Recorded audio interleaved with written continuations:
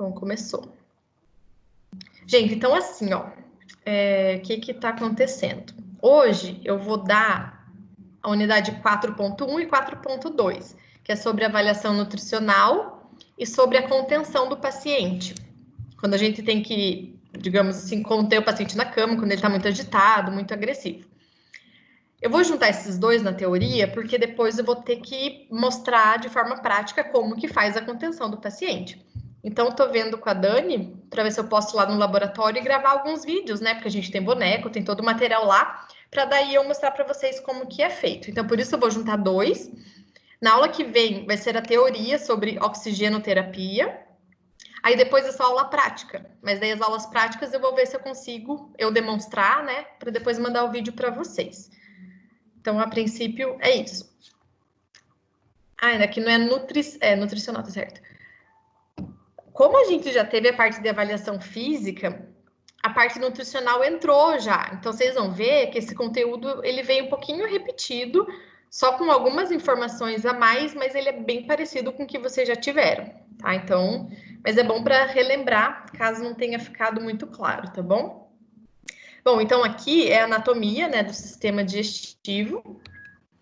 Lembrando que a gente inicia a digestão pela boca, onde a gente tem a língua que sente os sabores.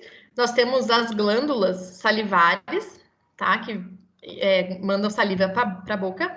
E nessa saliva já tem algumas enzimas que já vão fazendo quebras de alguns alimentos. Aí tem a faringe, né? Que é como a nossa garganta, digamos assim. Aí o alimento vem através do esôfago e chega no estômago. Depois do estômago, ele vai para o intestino delgado e, por fim, ele vem para o intestino grosso, tá? Até sair pelo ânus, né, a excreção. Então, esse é o caminho do alimento normalmente. Claro que o paciente, se tiver, né, um refluxo ou náusea ou vômito, vai fazer um caminho contrário.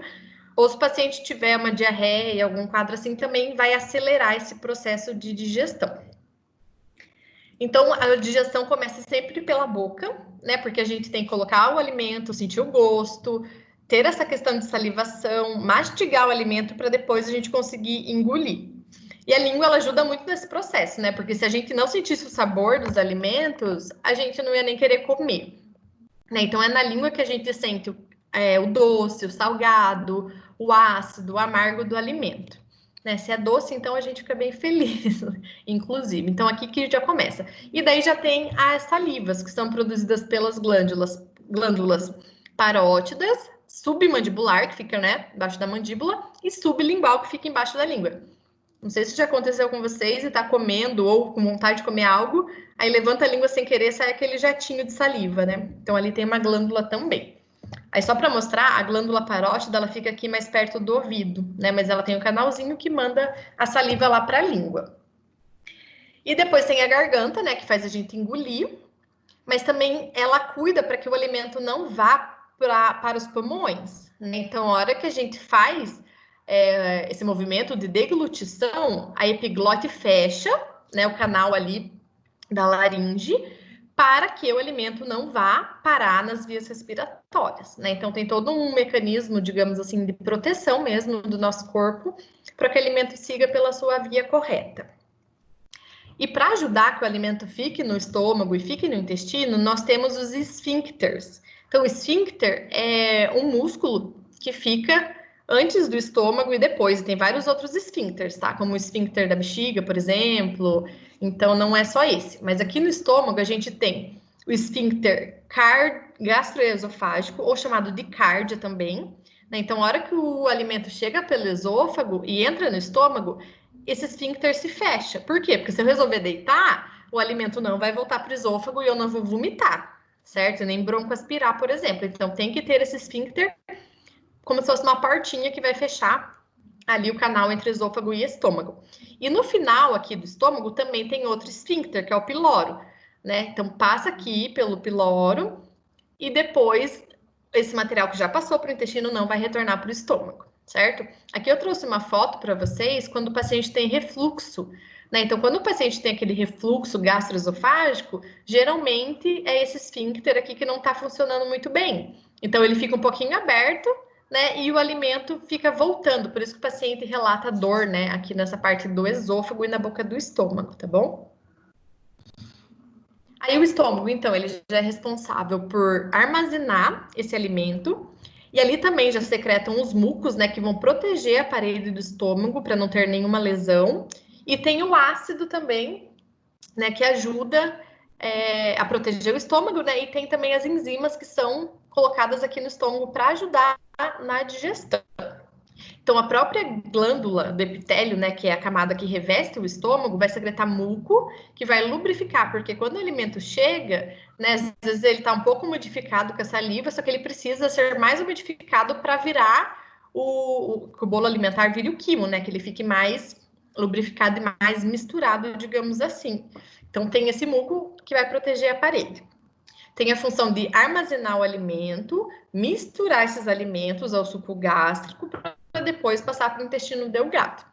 Então, aqui no estômago, pouca parte, né, dos nutrientes são absorvidos, porque a maior parte da absorção vai acontecer no intestino delgado, tá? Então, aqui eu trouxe duas imagens, do intestino delgado, que é esse mais fino, que é separado em três partes. A primeira porção se chama duodeno, a parte intermediária, jejuno, e o finalzinho do intestino delgado é o íleo. Aí tem o intestino grosso. Então, termina aqui no íleo, passa aqui para o seco, né, que é o comecinho do intestino grosso, sobe pelo cólon ascendente, passa pelo cólon transverso e desce pelo cólon descendente. O finalzinho do intestino grosso se chama cólon sigmoide e depois o reto e o ânus, tá? Então, essas são as partes do intestino. O intestino delgado é onde faz a maior parte da digestão e absorção de alimentos, tá? Então, é uma parte bem importante aqui.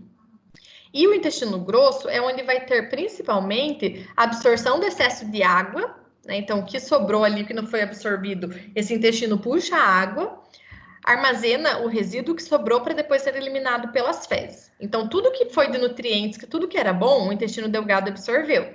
E o que não vai ser bom para o corpo vai ser eliminado, enquanto vai passando aqui no intestino, vai absorvendo água, e daí sim sai essas fezes, tá? Então, quando a gente vai fazer uma avaliação nutricional do paciente, a gente tem que lembrar de toda essa parte anatômica e fisiológica do trato gastrointestinal e fazer perguntas sobre todas essas partes. Então, as perguntas envolvem desde a parte de apetite, né, se a pessoa sente vontade de comer ou se ela perdeu a vontade de comer nos últimos tempos, se ela faz dieta, né, ou já fez, e como que é a dieta dela do dia a dia, como que é a alimentação. Claro que tem que verificar o peso, a altura e os seus antecedentes. Então, às vezes, a pessoa pode estar obesa de 3 meses para cá, porque ficou ansiosa por um outro motivo, descontou na comida e acabou engordando.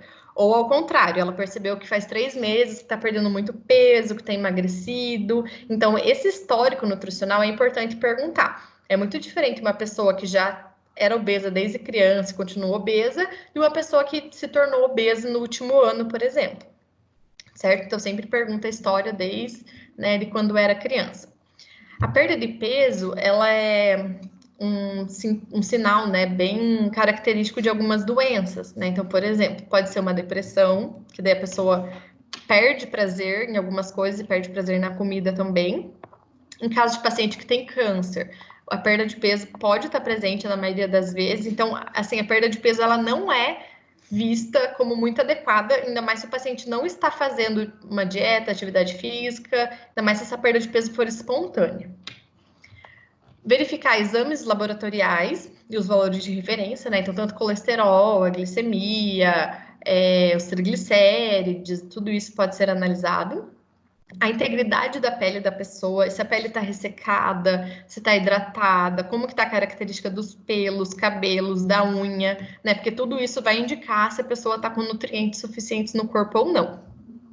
Se tem algum diagnóstico de doença atual, antecedentes clínicos, se já teve alguma doença, se já fez algum tipo de tratamento, o estado funcional da pessoa, então o que ela consegue fazer, se ela trabalha, papel na família, né, para verificar qual que é o grau de atividade que essa pessoa desenvolve no dia a dia. E a questão da idade. Tá, então, assim, existe todo um roteiro, né, quando a gente vai montar uma avaliação nutricional, A gente faz um roteiro uma vez, para não esquecer de nenhuma pergunta, e depois aplica esse roteiro, né, para as pessoas. Sobre os hábitos alimentares. A gente não pode perguntar assim, quais são os seus hábitos alimentares? Não, você tem que perguntar, costuma comer carne? Quantas vezes por semana? Quais carnes você come? Né? Quantas vezes ao dia você se alimenta? Me conta como você se alimentou ontem. Né? Por exemplo, daí a pessoa vai te falar, daí você já tem, né, uma noção de como realmente é o hábito alimentar daquela pessoa. Quantidade de verdura e fruta que ingere, consumo de carne, peixes, aves, se ingere muito leite, seus derivados, doce, sobremesa, então, né, nem se fala, né, muito açúcar. Se consome bebidas, quais tipos, bebidas alcoólicas, se o paciente tem intolerância a algum tipo de alimento e se usa suplemento, né, dietético e por qual razão que a pessoa faz isso. E a alimentação, ela vai depender também de alguns fatores, né? A alimentação não é algo assim, igual para todo mundo e não muda de país, não muda de cultura, né? Isso não é verdade. Então, existem algumas influências que vão influenciar o nosso tipo de alimentação. Situação socioeconômica é uma delas, né? Uma pessoa que não tem dinheiro para comprar comida, vai comprar, né, arroz, feijão e misturar com farinha e comer. Certo? E quem tem condição consegue comprar uma salada, consegue comprar frutas, outras qualidades de alimento, carnes, né? Então, isso vai depender da situação econômica de cada família, de cada pessoa. O tipo e horário de trabalho também influencia bastante. Se uma pessoa que trabalha desde cedo, ou trabalha na hora do almoço, ou não pode voltar para casa fazer um almoço, nem sair comer fora, então tudo isso vai ter influência no tipo que a pessoa se alimenta. Conheço várias pessoas, minha mãe, por exemplo, vai trabalhar e esquece de almoçar. E daí, quando chega em casa, umas 9 da noite, lembra que só tomou café da manhã. Né? Então, o ritmo de trabalho vai influenciar bastante também em como a pessoa consegue se alimentar ou não. A questão religiosa também influencia, porque algumas religiões não comem determinados tipos de alimentos, né? Então, isso às vezes pode gerar até uma carência de alguma vitamina, né? Algum nutriente para a pessoa. A questão de ter conhecimento mesmo, que está escrito analfabetos, né? Então, quanto menos se estuda, menos informação, menos acesso essas pessoas acabam tendo aos alimentos. Barreira de idioma pode acontecer se você vai para outro país, por exemplo, e você quer ir no mercado, vai ficar muito mais difícil, né? Porque você não sabe falar o nome dos alimentos que você quer. A cultura, isolamento social, falta de recursos para preparar alimento. Então, se a pessoa não tem gás em casa, se não tem um fogão, se não tem casa, se não tem cozinha, fica muito mais difícil preparar um alimento adequado. Acesso limitado a transporte, né? Para comprar, precisa se dirigir até um mercado, por exemplo. E tem pessoas que têm dificuldade de locomoção, que não conseguem andar, ou o mercado é muito longe. Então, isso vai dificultar que a pessoa tenha acesso a alimentos. Se a pessoa tem algum tipo de doença, inatividade física ou uso de drogas, né? Pode ser lícitas ou ilícitas. Também vai influenciar bastante no tipo de alimentação que essa pessoa vai ter. E depois que o profissional de saúde ele faz a identificação, né, de todos os pontos e questões alimentares, ele tem que encontrar alguns meios para orientar esse paciente, né, para que ele consiga melhorar a sua alimentação.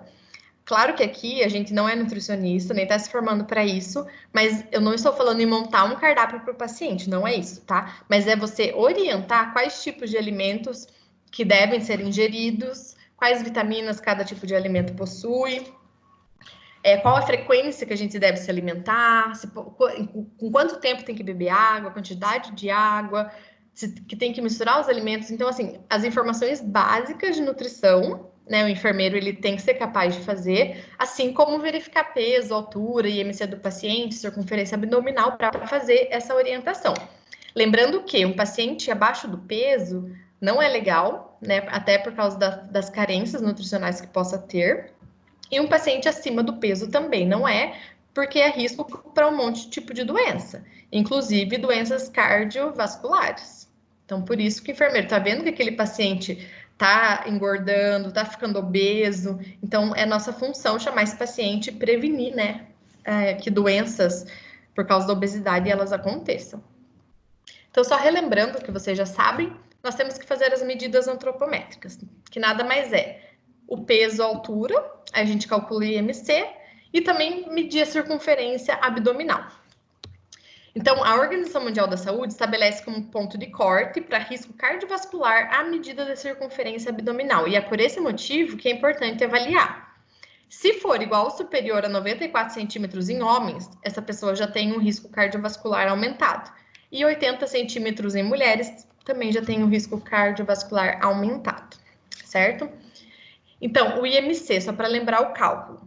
Você calcula sua altura vezes sua altura, então eu tenho 1,58, eu faço 1,58 vezes 1,58, depois eu pego o meu peso e divido por esse resultado. Então, IMC é igual a peso dividido por altura vezes altura e vai dar um número X. E a circunferência abdominal a gente pega só uma fitinha e passa ao redor do umbigo, tá? O abdômen aqui na medida do umbigo e verifica quanto que tá. Hoje, eu fui ver minha circunferência abdominal, né? E tá 96, gente. Tá pior do que de homem, entendeu? Até um homem com até 94 tá ruim, o meu tá 96. Então, assim, eu fiquei bem assustada. E se eu tô com 96 é porque o meu risco é muito aumentado, né? O risco cardiovascular. Isso não significa que eu estou perto de ter um infarto, nada disso. Mas, assim, não está na faixa ideal. Agora, claro que tem que analisar os outros fatores. Se fuma, se bebe, se alimenta mal, não faz atividade física, tem outros fatores, né, que vão se associando, tá? Mas é bem preocupante, certo? Então, eu preciso chegar aqui com menos de 80 centímetros de medida abdominal. E no IMC, né, que é aquele cálculo que eu falei para vocês, tem uns graus, né? Então, o meu IMC hoje é 29. Eu tô bem aqui no limite. Então, até 17 tá muito abaixo do peso. Abaixo do peso, de 17 até 18,5. O peso normal é de 18,5 a 24,99. Então, faça o cálculo de vocês, da família de vocês, para ver se tá normal. Acima do peso, 25 até 29. Eu tô aqui. Se eu engordar mais 1 quilo, gente, eu vou para obesidade grau 1. Obesidade grau 1 de 30 a 34. Obesidade grau 2, 35 a 39. E obesidade mórbida, daí o IMC acima de 40. Certo? Então, às vezes você olha e fala assim, não, ela é meio gordinha, mas assim, não é tanto. A hora que você vai calcular IMC, você se assusta e vê que você tá obeso, né? Isso é bem sério. Então, a gente nunca pode deixar isso passar despercebido enquanto enfermeira e nem enquanto pessoa, né? Gente, alguma dúvida dessa parte nutricional aqui? Gabi e Dani? Não, prof. Não? Dani? Pode falar. Não, prof. Não? Então, ok. Vocês preferem... Eu vou fazer umas perguntinhas. Ou vocês preferem fazer tudo no final? Você que não. Vamos já aqui, melhor. Já vou colocar. A gente faz assim. Uma pessoa responde e depois a outra responde, tá? Vamos começar com a Gabi. Pode ler a questão, eu vou ler com vocês, mas daí você fala qual questão que você acha que tá certa, tá bom? Então, vamos lá. O aparelho digestivo é o local onde ocorre o processo de digestão, obviamente. Possui como tarefa fornecer nutrientes para o corpo. É formado por 2 componentes, canal alimentar, ou trato gastrointestinal, e os órgãos digestivos acessórios. Esses 2 componentes juntos possuem 2 principais funções. Então, qual é a função do aparelho digestivo? Considere as opções e assinale a alternativa correta. Digestão e eliminação, digestão e respiração, síntese e eliminação, avaliação e eliminação. O que você acha? É a letra A. Faz a digestão e a eliminação dos, né, do que não foi absorvido pelo corpo. É só isso. Parabéns. Agora é a Dani. Próximo. Nada. Aí, Dani, vamos fazer assim, ó. Eu vou ler a 1, a 2, a 3, você vai falando se é verdadeiro ou falso para mim. Tá, é difícil, ficou para mim. Não é difícil não, isso é facinho também, só é grande. Então, vamos lá. O equilíbrio do estado nutricional deve ser almejado por todas as pessoas de maneira saudável, através da ingestão de nutrientes que atendam às demandas e necessidades do organismo. Com base nisso, analise as afirmações. O equilíbrio do estado nutricional... Dani, só vou desligar um pouquinho o teu áudio aqui, tá? Tá. Eu já ligo de volta. Só para não dar interferência aqui. Então, primeiro, o equilíbrio do estado nutricional é analisado através de diversas fontes, como a triagem nutricional, a história clínica, achados de exames laboratoriais e de exame físico. Tais fontes possuem a finalidade de detectar possíveis desequilíbrios. É verdadeiro ou é falso? Pode falar, liga teu sonzinho aí. Essa é verdadeira. É verdadeiro, isso mesmo. A segunda, a maneira de se detectar o equilíbrio do estado nutricional depende do paciente e da situação. A maneira vai ser de maneiras diferentes de verificar o estado do paciente?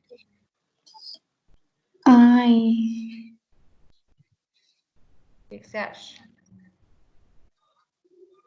Eu acho que é verdadeira também. Por quê? Eu acho que é verdadeira. Deixa eu ler de novo. Tá. Ó, a maneira de detectar o equilíbrio, ou seja, para ver se a pessoa está no estado nutricional bom, depende do paciente e depende da situação. Eu acho que é verdadeira, sim, depende do paciente e da situação. O que você acha, Gabi?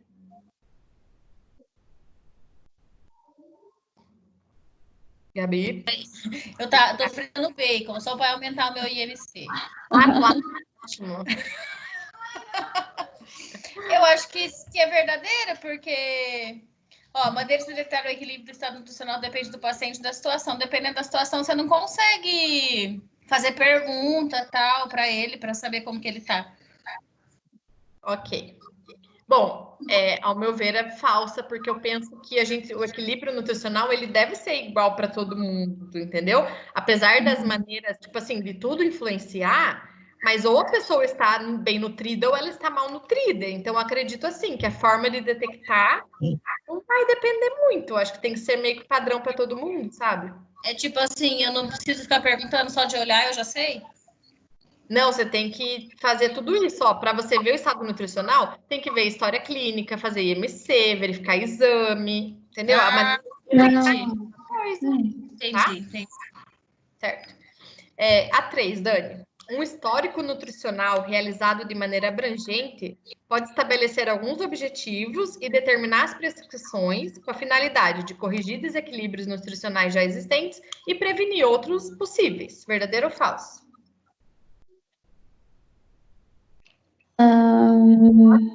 Verdadeira? Aqui é fazer todas as perguntas corretas, exame, tá, sabe? É correta. É isso mesmo. Então, assim, a 1 e a 3 está correta, tá? Então, a resposta certa seria a letra C, tá bom? Opa, letra B, desculpa. Quando a professora pergunta por quê, porque é falsa. Quando fica castigando demais, né? Mas, assim, é minha interpretação, tá, gente? Talvez possa estar certa essa daqui, né? Talvez, assim, eles colocaram no jeito que, não, é porque o estado não entendi assim. pessoa depende. Mas a maneira de detectar, eu acredito que tem que ser igual para todo mundo, tá bom? Mas eu gosto de saber por quê, porque para entender como vocês pensam. Eu Gabi? entendi. Eu não Gabi, posso fazer diferença, né? É isso que você quis dizer. Oi? Eu não posso fazer a diferença no paciente, achar que ele tá bem e não pedir exame, é isso?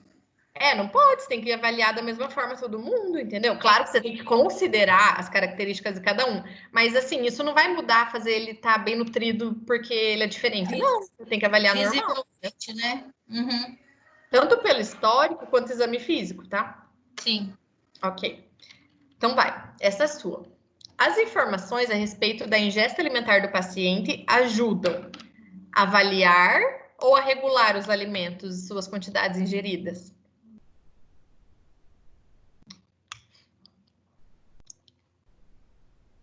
Quando você pergunta como que o paciente come, você está avaliando ou está regulando? Fechado o negócio.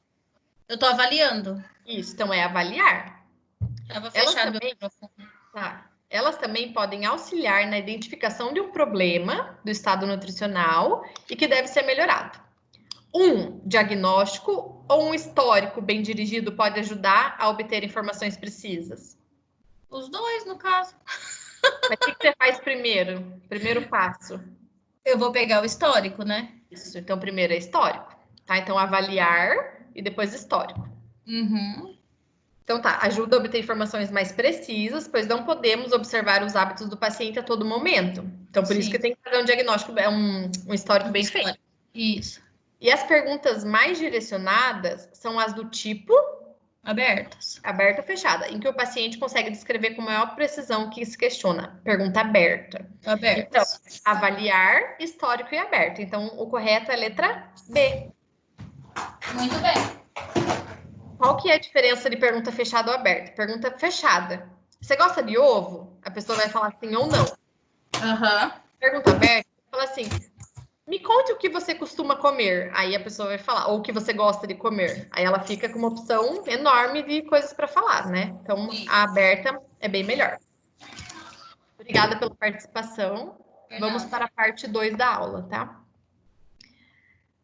Aqui a gente vai falar sobre aplicação de contenção. É um assunto bem delicado e que existem ainda alguns medos, talvez, da parte dos profissionais, familiares, até pacientes nessa aplicação de contenção.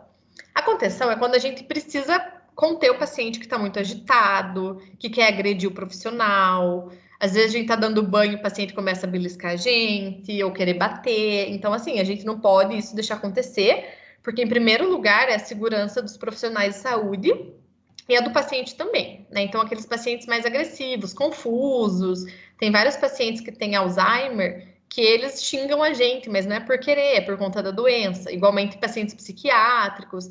E, por um determinado momento, a gente tem que conter esse paciente no leito para que ele não agrida ninguém ou não se machuque.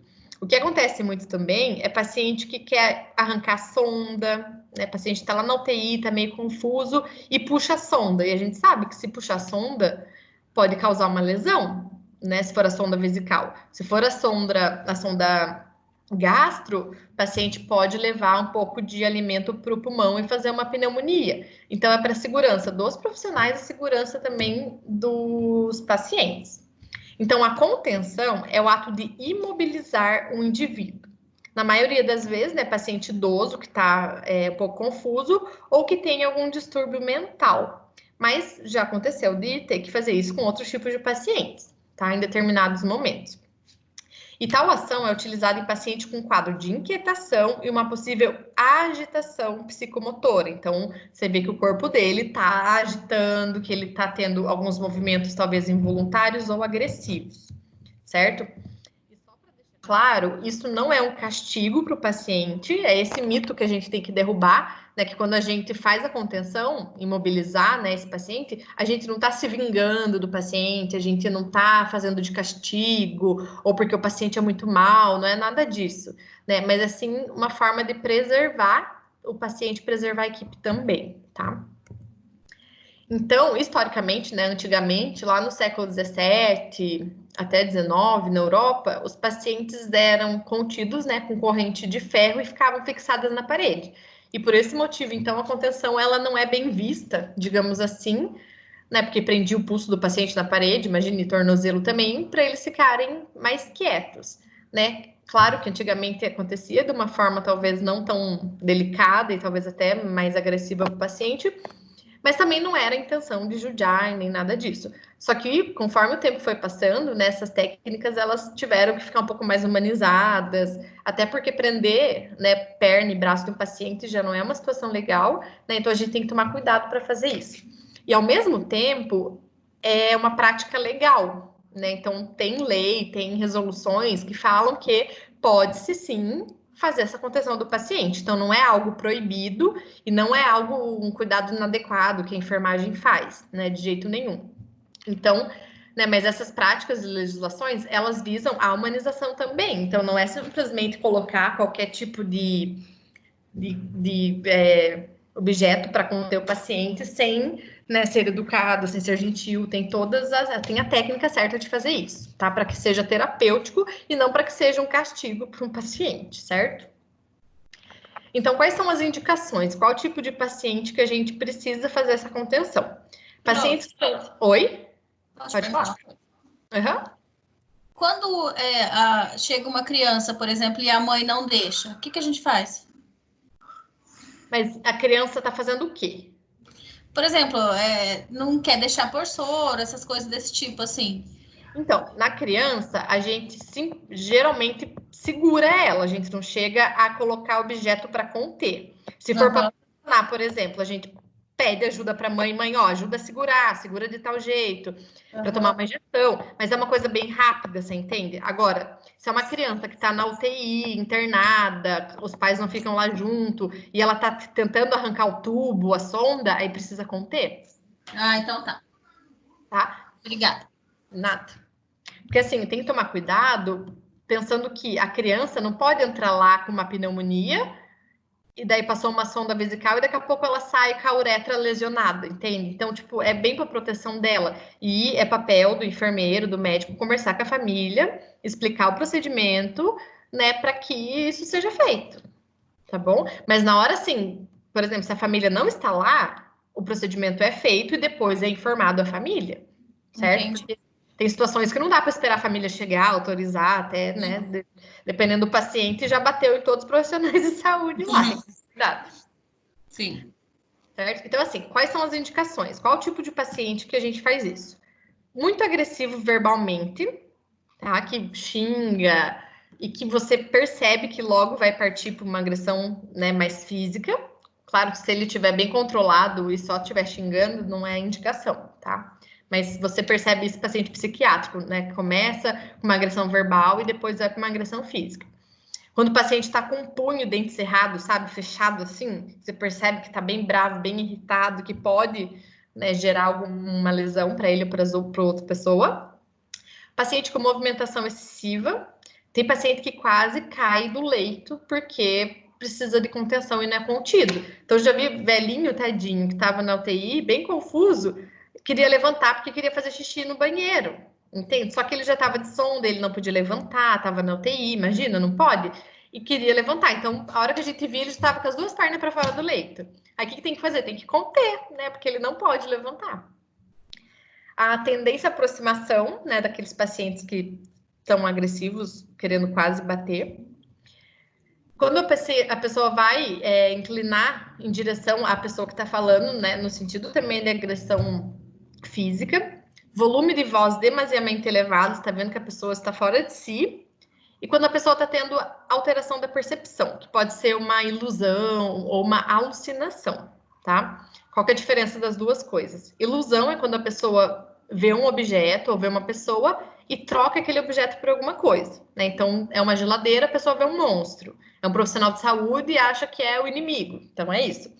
E a alucinação é quando não existe nada, né? Não tem um objeto real ali, não tem uma pessoa real, e a pessoa vê ou ouve, né, alguma coisa que realmente não existe, certo?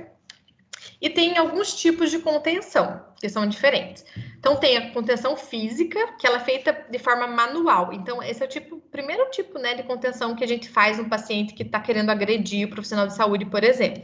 Então, tem que vir bastante gente para segurar um paciente, para conseguir restringir ele, tá? Principalmente paciente psiquiátrico, e eles têm muita força, né? Igual criança, quando quer, tem muita força, e precisa de uma pessoa para a cabeça, uma para cada braço e uma para cada perna, ou mais, dependendo do tamanho, altura, peso desse paciente. Às vezes, para conter um paciente, precisa de uns 6, 7, 8 profissionais. Então, essa é a primeira contenção, a física. Então, a hora que consegue conter esse paciente fisicamente, a gente vai para a contenção mecânica. Daí, coloca o paciente na maca e faz a contenção dos braços, das pernas, pode fazer do tórax e do joelho também. Vai depender qual é o grau que essa pessoa está agitada. E aqui a gente utiliza principalmente faixa, aquelas faixas ortopédicas, sabe? Faixa de crepe, que a gente fala. Pode ser faixa elástica, a gente usa lençol, luva nunca vi usar, e também as camas com grades, né? Ataduras, entre outros. Então, essa é a contenção mecânica. E tem a contenção química, que é feita a partir, né, de uso de medicamentos. Então, já ouviram falar do sossega-leão, né? Então, é aplicado esse medicamento, geralmente é intramuscular, né? Porque pegar veia nesse paciente não vai ser uma tarefa fácil. Então, geralmente faz intramuscular e daí o paciente dorme, certo? Então, tem esses três tipos: a física, mecânica e a química. E quais são os cuidados quando a gente faz isso? A contenção, como eu falei, não é um castigo nem uma punição, é um cuidado que a gente tem que ter enquanto profissional. Então, é um cuidado de enfermagem, por isso tem várias observações, né, que a gente tem que fazer com o paciente.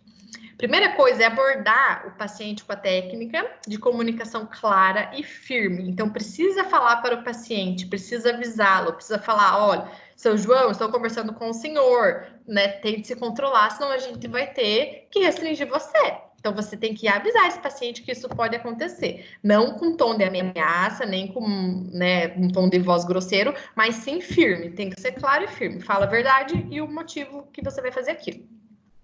Procurar manter a distância adequada enquanto você não estiver seguro, né? Às vezes você está sozinho no quarto, o paciente começa a ser agressivo ou começa a se movimentar muito, você precisa se cuidar e chamar sempre apoio para conseguir fazer essa contenção. Você mantém a intervenção verbal antes, durante e após o procedimento de contenção, sempre explicando ao paciente o que você está fazendo e o objetivo. Então, eu vejo muitas pessoas, às vezes, fazendo assim, vou te amarrar, o senhor não para quieto, o senhor está atrapalhando, está incomodando a equipe, vai arrancar sonda. Então, assim, tem que tomar cuidado, falar para o paciente, olha, o senhor está confuso, né? Então, assim, a gente vai fazer isso, é para o seu bem, a gente vai amarrar o senhor aqui, mas logo a gente solta. Então, precisa sempre relembrar o paciente do que está acontecendo. Porque eles perguntam, enfermeira, solta minha mão aqui, eles sempre fazem isso. Aí é bom conversar com o paciente, mas tá com a mão amarrada assim, porque o senhor tá tentando tirar o tubo, e se tirar o tubo, o senhor não vai conseguir respirar, né? Então, assim que o senhor tiver mais, né, normal, a gente tira para você. Então, sempre conversa com o paciente. E tomando cuidado, que às vezes na hora de dar banho, a gente tem que soltar, né, o braço dele que tá amarrado. E sempre fazer isso de um lado depois de outro. Então, não solta braço, perna, porque às vezes o paciente pode dar uns pulos na cama. Então, assim, solta um braço, daí lava, daí já faz a contenção novamente. Depois lava outro braço, depois a perna. Então, tem que ser feito com bastante cuidado e não fica sozinho com esse tipo de paciente, tá? Principalmente para dar banho, certo? E conforme o paciente vai se acalmando, né? Depois eu vou falar para vocês, a gente retira essa contenção. Então, o paciente não vai ficar lá contido por, né, 20 dias. Sempre preservar a privacidade do paciente, apesar de naquele momento ele pode estar confuso, pode estar agitado, mas ele continua sendo uma pessoa, né, que tem que ter sua privacidade respeitada. Então, se ele está no quarto com mais 8 pessoas, né, ninguém é obrigado a assistir essa cena, né? Então, se possível, né, pede para uma pessoa colocar um biombo, né, e tomar cuidado com essa questão. Manter o paciente contido no ambiente, tá? Se tiver acompanhante, melhor ainda, né? Justamente porque é um paciente que tá tendo algum surto, tá tendo uma confusão. Então, se ele tiver um acompanhante do lado, vai ser melhor, que ajuda, né, a ficar de olho no paciente também, certo? Mas sempre a supervisão é responsabilidade da enfermagem. Então, se você tem 5 pacientes contidos lá na sua enfermaria, você sempre tem que passar e olhar para ver como que esse paciente está, certo? Avaliar também o espaço físico em que está sendo feito, né, essa contenção, para deixar sempre organizado e aumentar também a segurança do paciente e da equipe. A grade é uma coisa muito importante, vocês vão ver, tem até um estudo que eu trouxe, que fala que a grade, ela é super importante. Tem pacientes que têm uma agitação um pouco leve, e que só a grade já é o suficiente para o paciente não cair da cama, para o paciente não levantar. Então, às vezes, a grade consegue, né, dar uma contida no paciente, mas é num grau bem leve.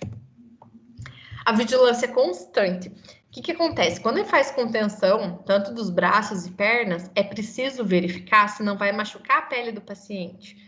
Então, assim, a gente, antes de colocar a atadura de crepe, né, que é aquela faixa, a gente coloca o algodão ortopédico, que é aquele algodãozinho que vai embaixo do gesso, justamente para proteger a pele do paciente, porque aquela atadura, ela parece fofa, mas se ficar vários dias ali encostando na pele do paciente, faz lesão e faz lesão rápido, tá? Então, sempre tem que cuidar. Verificou que essa contenção tá suja, né, já tá rasgada, enfim, precisa retrocar. Então, a cada banho do paciente, a gente troca a contenção também, certo? E avaliar a perfusão do paciente. Então, tem toda uma técnica correta para não trancar a circulação do braço, da perna do paciente, né? Então, tem que verificar a perfusão periférica. Às vezes, fica bastante inchado, né, o paciente, o pé e a mão, por ficar contido. Então, verificar edema. Então, tem vários cuidados que a gente tem que fazer. Avaliar sinais vitais do paciente, já falei, né? A perfusão periférica. E verificar se a restrição está sendo eficaz para o que ela foi colocada. Se foi para o paciente não retirar a sonda, verificar se deu certo. Se foi para ele se acalmar porque estava muito agitado, ele podia se machucar, verificar se deu certo. E sempre o enfermeiro também, junto, né, com o médico, vai avaliar se o paciente precisa se manter contido, ou se já pode tirar a contenção desse paciente. Então, a cada 30 minutos precisa fazer essa vigilância, né, da perfusão e do edema, e verificar a pele do paciente para que não tenha, né, nenhuma complicação mais séria. Então, aqui são alguns exemplos, né, de contenção. Então, tem contenção das mãos, dos punhos e tornozelos, do tórax, abdômen e do joelho. A gente só faz todas elas naquele paciente que tá, meu Deus, dando o pulo da maca mesmo, certo? Às vezes, quando é só porque tá tirando a sonda, basta fazer a contenção dos punhos. É o paciente que quer levantar da cama, né, mas não pode, aí já tem que conter o tornozelo. Então, isso vai depender de cada paciente e do tanto de agitação que ele está apresentando no momento. Se tivesse, né, não sei nem como chama, né, esse dispositivo para conter paciente em todos os hospitais, seria ótimo. Como não tem, a gente tem que improvisar com vários materiais, certo? O importante é ser confortável para o paciente, não machucar o paciente e fazer a função que é conter ele no leito. Um cuidado importante que eu acho também, que eu não falei, às vezes as pessoas deixam esse braço do paciente muito aberto e fica desconfortável, porque a pessoa não consegue nem coçar a perna, não consegue nada. Então, dependendo do caso, né, mas se der, sempre tentar manter o alinhamento corporal, né, deixar o braço o mais próximo possível, né, mas de forma que ele não consiga alcançar nenhuma sonda, nem levantar o braço, tá? É simplesmente para também ficar mais anatômico, em vez de deixar o paciente, né, com as pernas afastadas, os braços afastados, porque pode causar até uma lesão muscular ou em algum nervo, igual o posicionamento cirúrgico.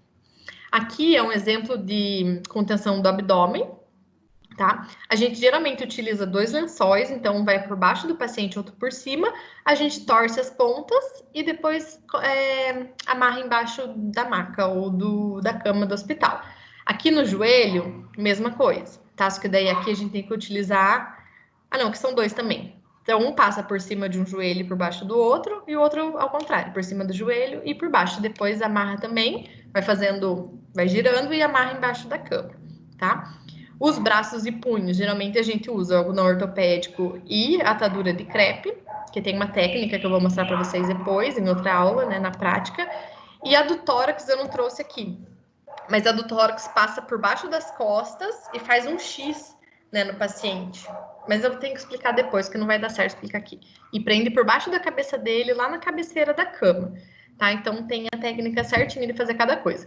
Tentei procurar vídeo no YouTube sobre contenção, mas só aparecia a contenção, a física mesmo, né? E não aparecia essa contenção certinha, técnica, então eu prefiro mostrar mesmo para vocês. Em relação às questões legais, então, o representante legal da família, né, o acompanhante, ele deve ser informado sobre a necessidade de contenção. Se ele estiver lá no momento, avisa ele no momento que vai acontecer a contenção, explica o motivo. Se ele não estiver lá, a gente contém o paciente e depois explica. Resolução do COFEM 427, tá, de 2012, ela diz que quando o paciente está sob contenção mecânica, existe a necessidade de fazer um monitoramento clínico do nível de consciência, dados vitais, condições da pele e circulações nos locais e membros contidos, verificando com regularidade, nunca superior a 1 hora. Por isso que a gente coloca a cada meia hora checar todos esses aspectos. E a mesma resolução ainda normatiza os procedimentos da enfermagem com relação, né, a essa contenção de paciente. Então, assim, é permitido, né? Quando está escrito que normatiza, é que o Corém autoriza fazer isso. Porém, a decisão e a prescrição, ela vem do médico, certo? De acordo com o Conselho Federal de Medicina, Resolução 1952. Então, assim, a gente pode conter, o médico não está aqui agora, o que eu faço? Vai conter o paciente, tá? Mas depois você vai avisar o médico para ele prescrever essa contenção, certo? Por ser uma questão legal, para vocês não levarem processo depois em nenhum hospital. Às vezes a família chega lá e fica bem desesperada que está vendo o paciente contido, eles nem sabiam, e vai falar quem mandou, vão falar com o médico fala que não está sabendo. Então, assim, tomem todos os cuidados sempre, tá? De fazer as coisas de forma legal e sempre registrar isso no prontuário. Aqui o último está falando isso, né? Que tem que ser prescrito por um médico e registrado no prontuário, justamente, né, para prevenir qualquer dano para o profissional ou alguma outra pessoa. E depois que faz a restrição, essa contenção do paciente, vai chegar um momento que vai dar para tirar essa contenção. Então, tem pacientes que ficam contidos algumas horas, outros por alguns dias, mas em algum momento essa contenção ela tem que ser retirada. E ela deve ser feita, né, pelo profissional de saúde. E quando for retirar a contenção do paciente, chama bastante gente com você, tá? Porque às vezes os pacientes são loucos de espertinho também. Eles falam, vou me fingir de bonzinho para tirar, e a hora que tirar, depois, né, eles voltam a ficar agressivos ou agitados. Então, é bom sempre estar com várias pessoas junto da equipe, se precisar, né, conter o paciente novamente. E todas as informações, elas têm que ser registradas no prontuário.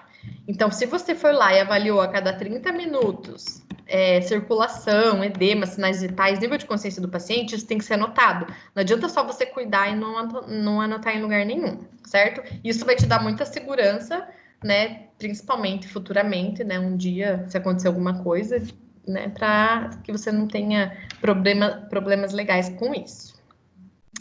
E em relação à contenção, tem alguns diagnósticos de enfermagem, né? Um deles é risco de lesão.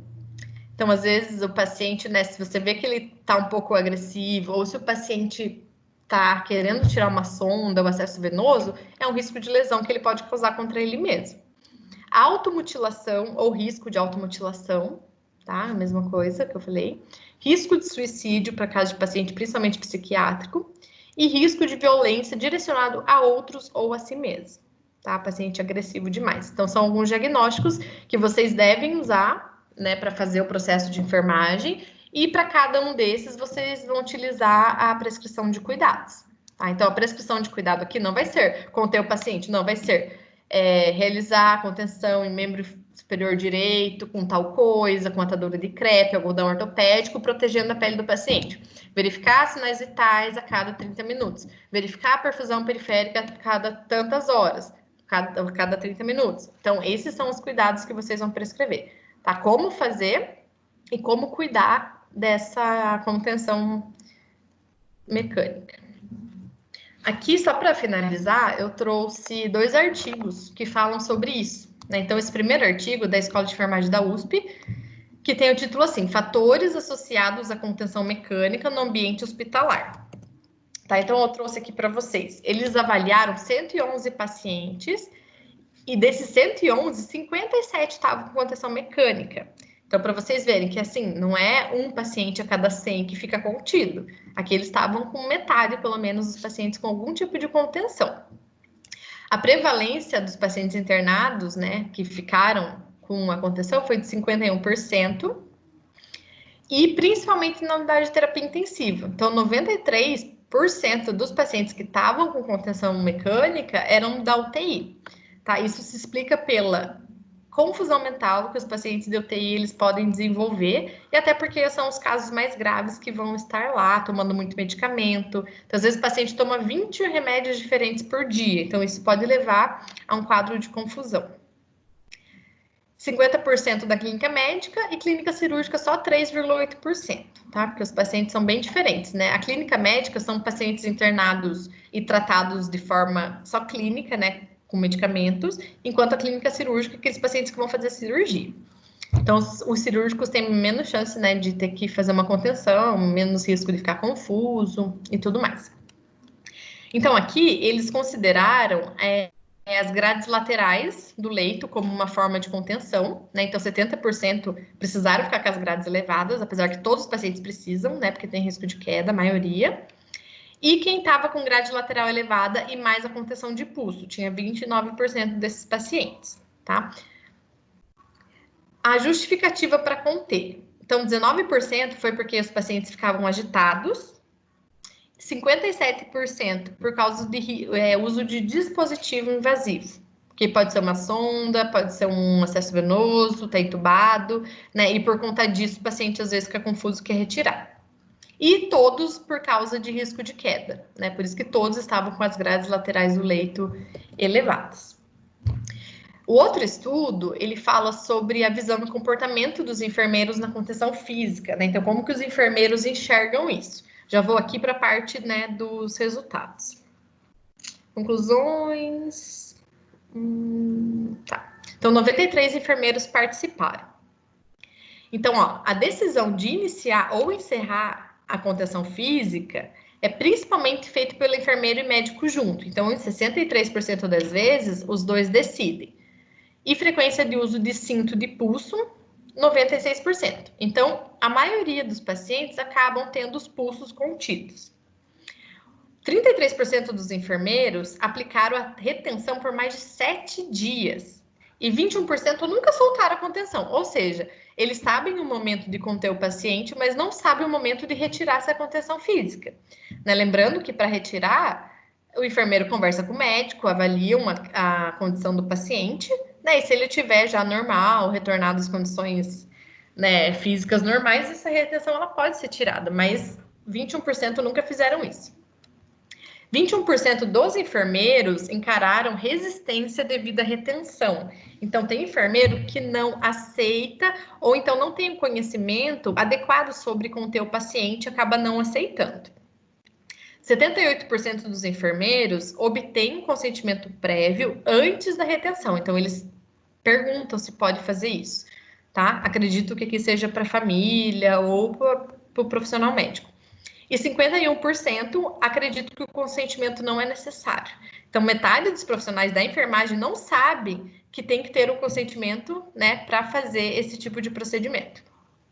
E só 9% registram essa prática na ficha do paciente, ou seja, no prontuário.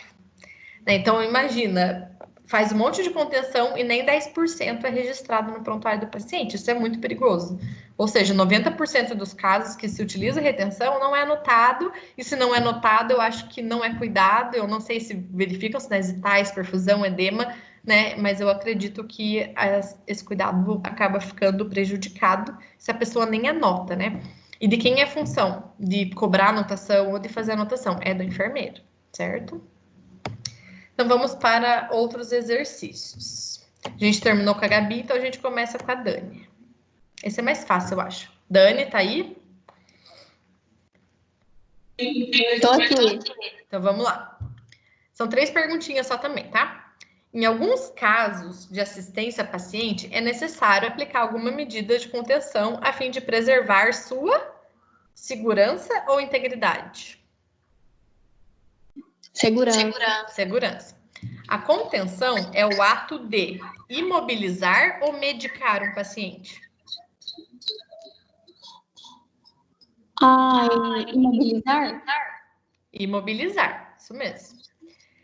É um ato de imobilizar um indivíduo, na maioria das vezes pacientes idosos ou com distúrbios de ordem psiquiátrica ou orgânica? Psiquiátrica. Então, é segurança, imobilizar é psiquiátrica. Então, a resposta é letra A. Isso mesmo. Parabéns. Gabi. Oi. Próximo exercício é seu. A contenção física é aquela contenção manual, tá? A primeira que os profissionais seguram. Trata-se do uso de mecanismo a fim de restringir os movimentos do paciente quando oferece risco para si ou para terceiros. É uma conduta excepcional e deve trazer o mínimo de consequências possíveis. O mínimo de consequências possíveis, tá? Por isso que a gente faz todos aqueles cuidados. Muito bem. Agora eu vou perguntar uma para cada, tá? Porque senão a Dani só fica com as grandes. Para o uso da contenção física, deve ser realizada uma avaliação de maneira global, julgando seus riscos e consequências, envolvendo a equipe multiprofissional e, se possível, os familiares do paciente. Então, aqui, a contenção física tem como objetivo, primeiro, proteger o paciente e a equipe assistencial contra lesões e traumas, garantindo a manutenção do tratamento do paciente. Dani, verdadeiro ou falso? Essa deixa eu... O objetivo da contenção física. É verdadeira. É verdadeira. É proteger o paciente e a equipe. Segundo, prevenir eventos como quedas, ferimentos e contaminação ou deslocamento de dispositivos, como sonda, catéter e dreno. Gabi, verdadeiro ou falso? Verdadeiro. Verdadeiro. Terceiro, preservar a integridade física, psíquica e moral do paciente e da equipe, bem como o patrimônio da instituição. Verdadeiro ou falso? Dani? Verdadeira? Verdadeiro. Todos são verdadeiros. Ok? Ok. Obrigada. Minha frasezinha para vocês. Acabou já, prof? Sim. Vocês têm alguma pergunta? Querem comentar alguma coisa? Ai, eu não. Não? Gabi? Eu acho que é tranquilo. Eu acho interessante até a questão da contenção em caso de cirúrgico mesmo, né? Sim. Que, principalmente quando a gente está acordado.